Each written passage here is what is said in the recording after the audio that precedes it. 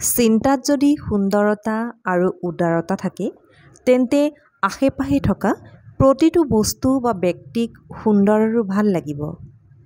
সুপ্ৰভাত বন্ধু-বান্ধৱীসকল, দিনটো আপোনালোকৰ সৰ্বাংগ সুন্দৰ হোৱাৰ কামনা কৰি এটি প্ৰয়াস আপোনালোকলৈ আগবঢ়াব লৈছোঁ। আমাৰ চোতালৰ ফুল কেইজোপায়ো ৰ'দৰ লগতে কথা পাতি আছে আৰু তাকে দেখি মই অলপ সময় ৰৈ গ'লোঁ আৰু ময়ো মোৰ মনৰ মাজতে গুণাগথা কৰিছোঁ আজিনো ৰাতিপুৱাৰ সাজত কি ৰান্ধো বুলি, আৰু এনেদৰে ভাবিয়েই মই পাকঘৰলৈ বুলি আহিছোঁ। অকণমানি এডোখৰ কোমোৰা আছিল আৰু তাকে তিলেৰে ৰান্ধো বুলি ভাবিলোঁ। এয়া কোমোৰা ডোখৰৰ বাকলি গুচাওঁতে হাতখন অকণমান কাটিল, সেইবাবে মই এনেকৈয়ে কাটিছোঁ। পিঁয়াজ এডোখৰ সৰু সৰুকৈ কাটি লৈছোঁ। তাৰপিছতে নহৰু, জলকীয়া, আদা এচকল আৰু তিল অকণমান একেলগে পিচি ল'ম। এয়া মই বাতিটোত গোটেইখিনি বস্তুৱে ভৰাই দিছোঁ। ৰাতিপুৱাৰ সময়খিনি সকলোৰে আমাৰ দৌৰা-দৌৰি, অফিচ স্কুলত যোৱাৰ সময় এইখিনি সময়ত সহজকৈ হোৱা আঞ্জা হ'লে ভাল, যাতে বেছি লাগি থাকিবলগীয়া নহয়। আঞ্জাখন বহায়ো যাতে এটা কাম কৰিব পৰা হয়। আৰু এই তৰকাৰীখনো তেনেধৰণেই খুব কম সময়তে হয়, আৰু যদি সামগ্ৰীখিনি আগদিনাই পিচি থৈ দিব পাৰে তেন্তেতো কথাই নাই। কেৰাহীটোত অকণমান তেল গৰম হ'বলৈ দিছোঁ আৰু তাতেই মই দিছোঁ কাটি লোৱা পিঁয়াজ, হালধি আৰু জিৰা ধনিয়াৰ গুড়ি অলপ। সেইখিনি অলপ সময় এনেকৈ ভাজি লৈছোঁ। অলপ ৰঙচুৱা হ'বলৈ দি তাতে দিছোঁ এতিয়া কাটি লোৱা কোমোৰাখিনি।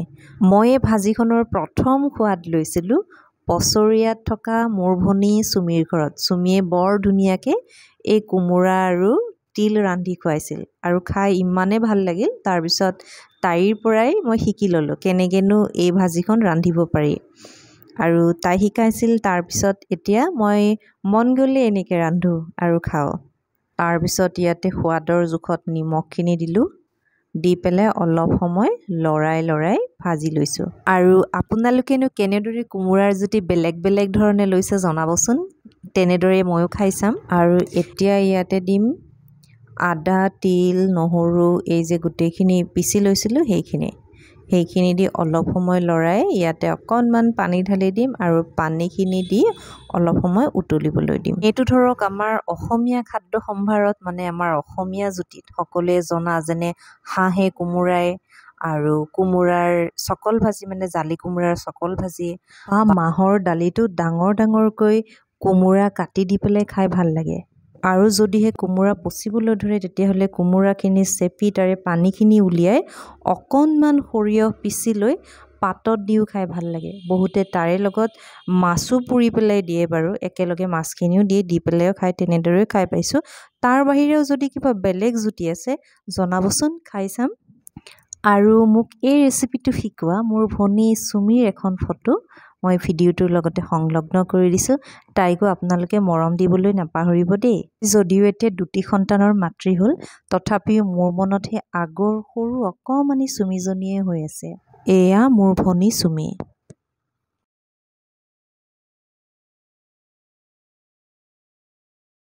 আৰু লগতে আপুনি যদিহে আমাৰ ভিডিঅ'বিলাক নতুনকৈ চাবলৈ আৰম্ভ কৰিছে তেন্তে আমাৰ চেনেলটো ছাবস্ক্ৰাইব কৰিবলৈ নাপাহৰিব। লগতে আজিৰ ভিডিঅ'টো যদি আপোনাৰ চাই ভাল লাগিছে তেন্তে লাইক, কমেণ্ট কৰিবলৈ নাপাহৰিব।